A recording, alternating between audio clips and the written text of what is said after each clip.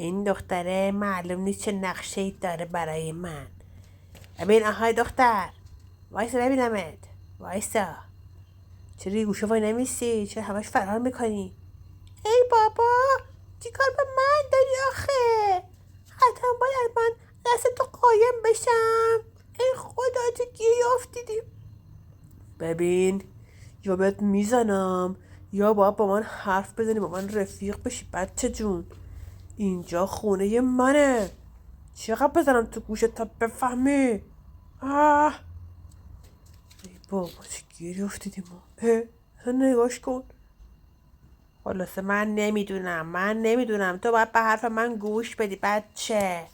اینجا خونه منه، قلمرو منه. وایسا ببینم. ای خدا.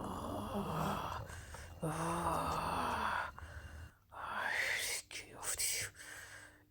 چقدر بچه پر روی اومده سراغ غذاها. بابا ای خدا، بذار غذامو بخورم.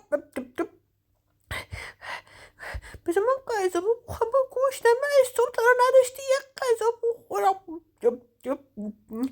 چه پر روی این بچه، نگاش کن.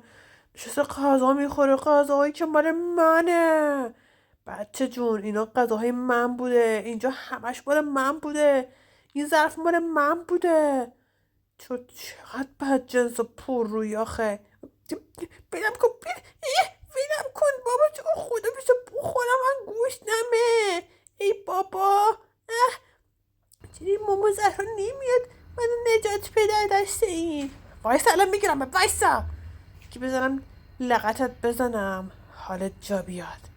برو بابا، حوصله‌تو ندارم. من غذا بخورم، من جعفا ندارم که من غذا میخوام. چی دیگه؟